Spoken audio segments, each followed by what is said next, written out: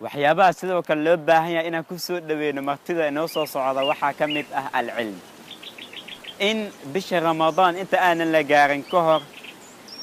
aan ogaano aan barano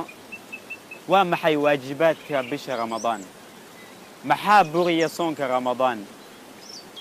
yay waajib ku tahay inuu soomo bisha ramadaan iyo wixii la mid ah oo dhan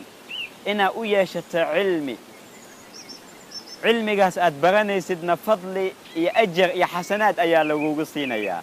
nebiga sallallahu alayhi wasallam wuxuu leeyahay man salaka tariiqan yaltamisu fiihi cilman sahhala allahu lahu tariiqan ila aljanna qofkii qaada waddo uu ku raadinayo cilmi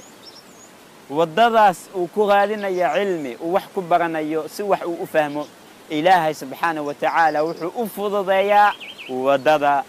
jannada qofkii ilaahay khayr la doonana wuxuu fahansiiyaa diinta ilaahay subxaanahu wa tacaala aniga iyo idinka hanoo fududeeyo waddada jannada su'aalaha haddaad isweydiinaysid ay ku saabsan bisha ramadaan hadda aan sii weydiino culimmada si ramadaan marka la gaaro ay u gashay ramadaan anagoo arrintaas cilmi aan u leenahay